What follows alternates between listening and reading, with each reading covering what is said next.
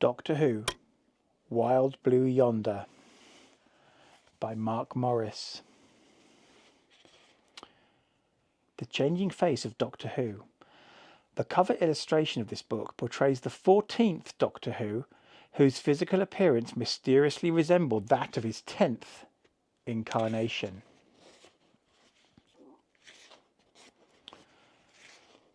This book is dedicated to Paul Simpson for his friendship and support, and to the memory of the Governor, Terence Dix. Prologue. Apple. Isaac's head was buzzing with ideas. In fact, so many ideas were swirling around in there that his skull felt like a wasp's nest. He had sat at his desk long into the night, the manuscript on which he was feverishly working lit only by the flame of a dwindling candle. By the time he laid his quill aside, wax was pooling on the desk's wooden surface, but Isaac knew that if he had stopped to stem the flow, the delay might well have stemmed his flow of ideas too, and that would never have done. In the event, he had completed his paper, De Analisi per Equationes Numero Telefoniforum Infinitas, a snappy title, if ever there was one, at a little after 3 a.m, whereupon he had collapsed into bed, exhausted but content. Now the summer's day was rewarding him with bright sunshine, piercingly blue skies, and clouds that were dabs of the purest white. Exiting the main door of Woolsthorpe Manor, his family home in the Lincolnshire hamlet of Woolsthorpe by Colsterworth, Isaac almost collided with the housekeeper, Mrs. Merridew, who was sweeping the front step. Plump and red-cheeked, Mrs. Merridew stepped back, gleaming at Isaac. "'Tis a glorious day, sir," she declared. Isaac beamed back at her. "England at its finest. I think perhaps I shall hie thee to yonder apple tree, there to contemplate the mystery of God's universe." Mrs. Merridew wagged a finger at him. "Well, don't come back till you've had a very good idea, sir." "I shan't," Isaac said, laughing. "Good day, Mrs. Merridew." The apple tree was a huge and ancient thing. Its branches erupted from the thick, gnarled trunk and twined every which way like 1,000 petrified tentacles. It was, without doubt, the matriarch of the orchard, and Isaac had felt secure beneath its branches ever since he was a boy.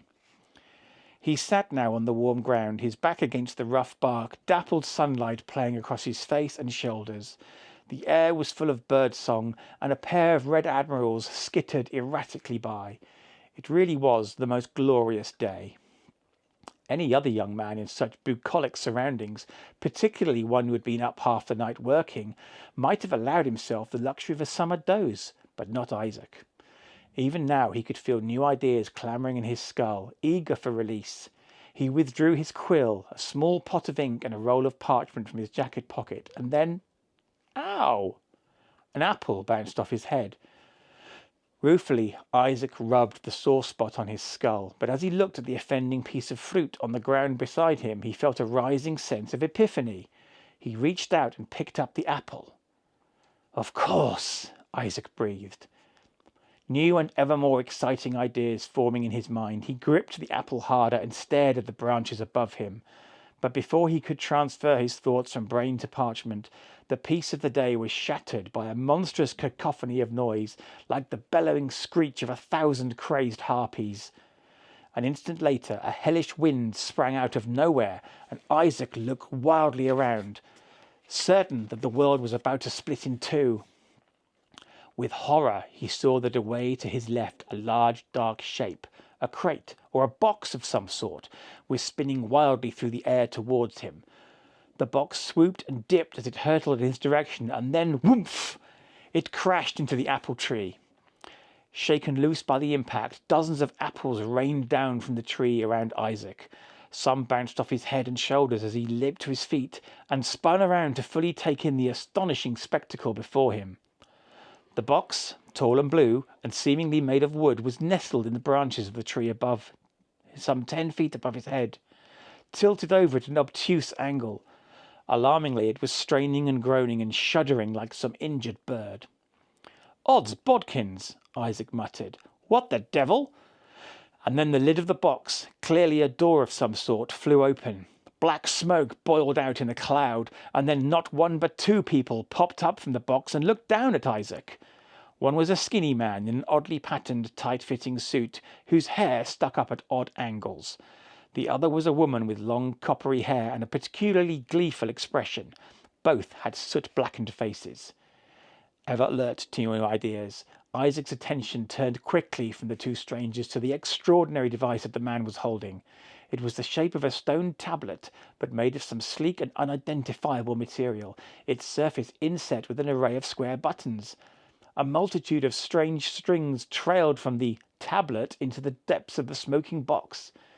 Before Isaac could organize his thoughts, the man said, "Sorry, we're just slightly out of control. My friend Donna, this is Donna Noble." The woman gave a cheery wave. "Hi." "She dropped some coffee into the console." "But don't worry," Donna interrupted. "He's got a time machine, which means he can blame me for all eternity." The skinny man rolled his eyes, but despite the smoke, he didn't look really angry or even exasperated. He actually looked as if he was enjoying himself. "I just need to triangulate," he said to Isaac, stabbing at the square buttons on his tablet. "Could you tell me what year this is?" "It's 1666, Isaac murmured, bemused. The man looked momentarily alarmed. "Oh, stay away from London." Then his eyes narrowed and he looked harder at Isaac as if fully registering his presence for the first time. "Wait a minute. Apple tree? Apple? Man holding apple? In 1666? Are you Sir Isaac Newton?" Isaac blinked. "Sir Isaac?" The man's eyes widened. "Oh, not yet. Spoilers." Donna, looking delighted, turned to her companion. Have you got the controls set to famous or what?" He flashed her a look. "If I had controls, thank you." Donna turned back to Isaac with a widening grin. "It's got to be said, Mr. Isaac Newton, that you, above all others, could appreciate—" The skinny man raised a finger. "No, don't." Stubbornly she continued. "You can appreciate—" "Really, don't." She elbowed her companion playfully. "Oh, come on, that you can appreciate." Then suddenly, the two people from the box were both grinning at him. Together, jubilantly, they cried out, "The gravity of the situation!"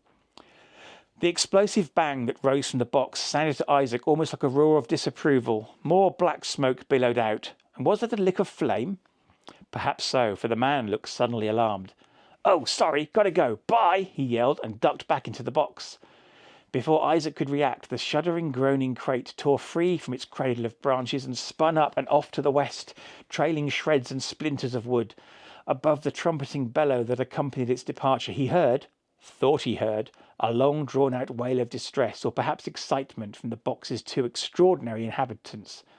Then the lid of the box slammed shut with a bang, and the next second the apparition vanished as though it had never been there at all. Isaac was left alone on the grass, surrounded by apples in the shade of the now somewhat battered but still redoubtable old tree.